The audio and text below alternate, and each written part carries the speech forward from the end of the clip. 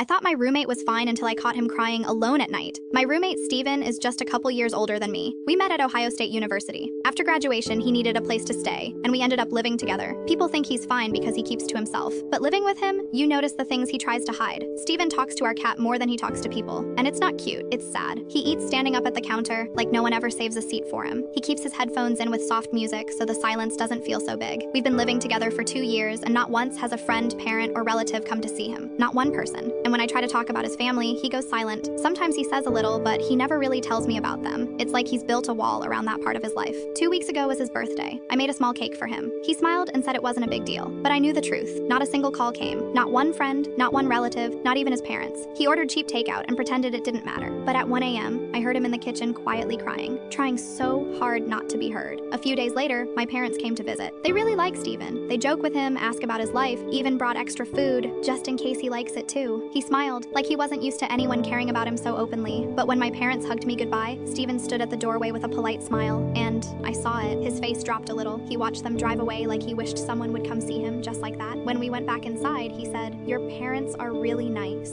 But his voice sounded tight, like he was trying not to show how much it hurt. That moment stayed with me for days. When I cook, he says, "Smells good," but never comes in without an invitation. When I ask how he's doing, he always says, "Good," but it sounds tired. I have a huge crush on him. I've had it since university, but I'm scared to tell him. Scared I'll push too hard. Scared he'll shut down and I'll lose the little connection we have. Last night, I walked into the living room. He was sitting on the couch, scrolling through movies but not choosing one. When he saw me, he looked up fast, almost embarrassed. Then he said, "If you want to watch something together, we can. If not, it's okay." I said yes immediately.